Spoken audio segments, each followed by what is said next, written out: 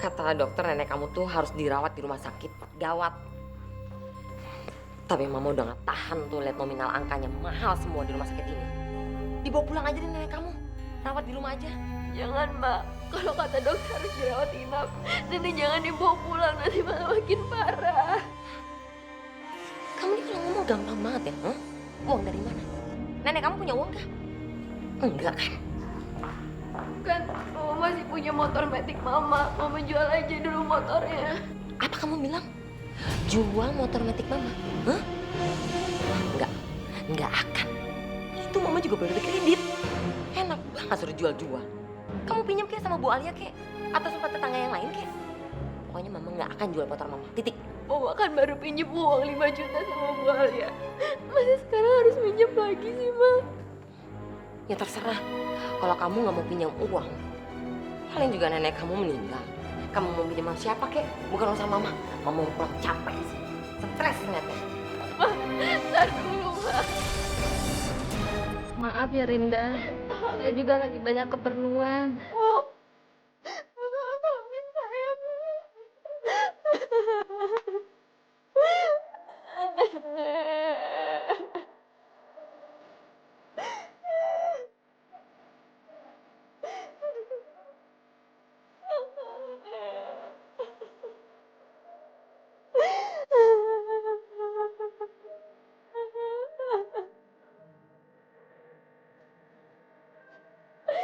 Tidak, kamu kenapa nangis?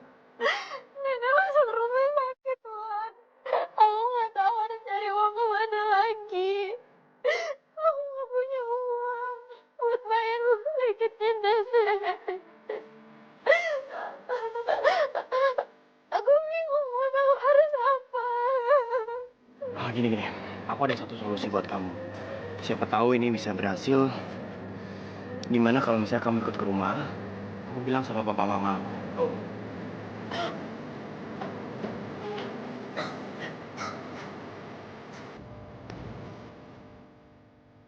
Aku nggak tahu kalau saya ngerepotin. Saya cuma mau bisa bantu bayar biaya rumah sakitnya nenek. Linda, dulu mama kamu pinjam sama istri Om uang sebanyak 5 juta untuk berobat nenek kamu. Ternyata nenek kamu sehat-sehat saja. Dan waktu diminta sama istri saya, uangnya telah beli motor. Sekarang nenek kamu benar-benar sakit. Itu karena semua ulah mama kamu. Dan sekarang mama kamu nyuruh kamu untuk pinjam ke sini. Kenapa bukan mama kamu sendiri? Mana tanggung jawab mama kamu? Bener-bener keterlaluan ya mama kamu. Sudahlah, Pak. Ma, kalau memang niat ngasih pinjaman, kasihlah. Toh juga ini yang pinjam dia kan, bukan Tante Marni. Ya sudah. Om kasih pinjaman uang ke kamu. Terus Om ingin tahu bagaimana tanggung jawab kamu untuk membalikan uang. Saya janji, Om. Saya bakal balikin uangnya. Saya bakal kerja di pabrikasi Om. Sampai utangnya lunas. Tolong saya.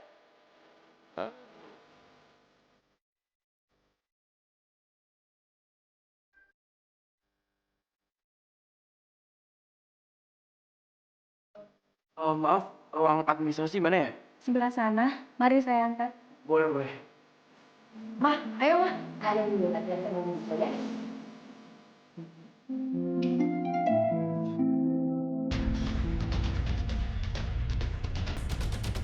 Selama mertua nggak berguna itu dirawat di rumah sakit, nggak apa-apa.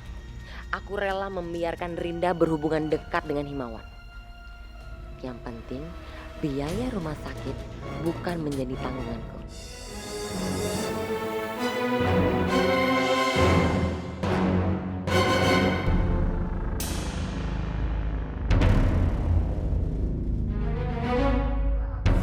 Pak, berhenti Pak, stop Pak.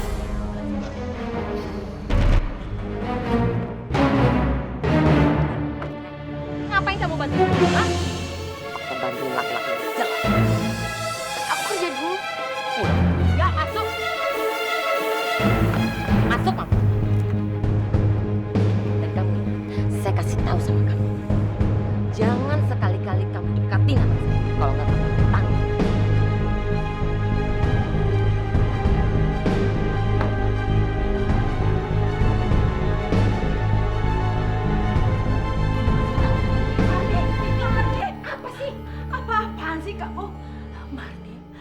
jangan bersikap begitu pada Himawan. Kita punya hutang budi pada keluarga Himawan. Mereka begitu baik sama kita, minjamin uang sama kita. Apa ibu bilang? Hah? Kita? Hah, ibu nggak pikir, hah? Siapa yang salah? Siapa yang dari rumah sakit yang habisin banyak biaya? Yang minjam uang itu siapa? Bukan Marni. Jelas-jelas biaya rumah sakit sama obat ibu udah mahal. Otak ibu di mana? Seharusnya kamu tuh dukung mama kamu. Kamu bela mama kamu. Tapi apa yang kamu buat? Kamu tusuk mama kamu dari belakang. Kamu bela-belain musuh bebuyutan mama dengan bantu jual es batu. Anak macam apa kamu? Mah, kalau emang mereka musuh kita, tapi kenapa kalau ada papa mama selalu minta bantuan sama keluarga Himawan? Mama juga masih punya utang kan 5 juta sama Bu Alia. Ajar kamu. Mama nggak pernah ngajarin kamu seperti itu ya. Berani ngejawab. Aku bukan kurang ajar, Mah. Tapi kan Mama juga tahu, aku kerja buat bantu bayar rumah sakit. Dan cuma dengan cara itu aku bisa bayar utang sama Bu Alia. Bisa bilang begitu sama mama. Capek. Ternyata bisnisnya Alia besar juga. Tapi aku nggak boleh kalah saing. Nggak boleh. Aku akan merusak semua bisnis kamu, Alia.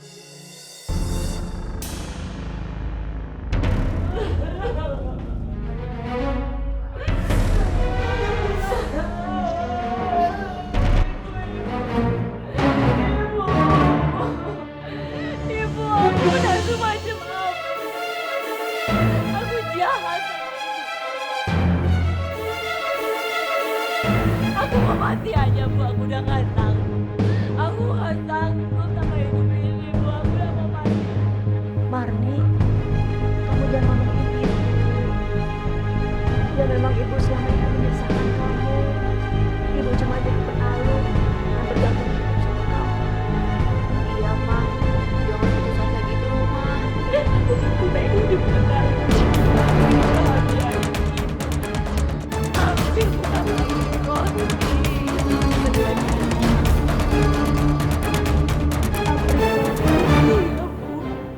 Tapi bukan tapi aku gak punya apa-apa, Bu. Lagi pula aku kan gak mungkin jual rumah ini. Kalau memang maunya kamu seperti itu, kamu jual saja rumah ini. Kalau Pak Haji jadi bener di rumah kami, untuk sementara ini, kami boleh nggak tinggal di sini selama 1 tahun, Pak?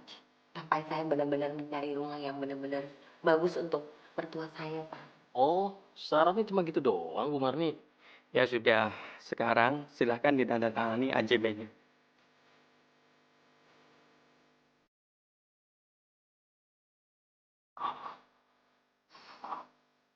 Bu, Bu, Ibu tanda tangan, Bu.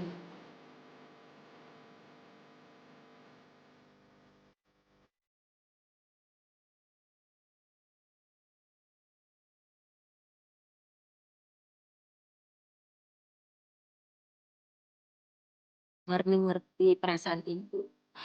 Ibu pasti sedih kan? Karena kehilangan rumah ini. Tapi yang terpenting itu kesehatan Ibu. Bukan rumah ini, Bu. Kami mau Ibu tuh sehat selalu.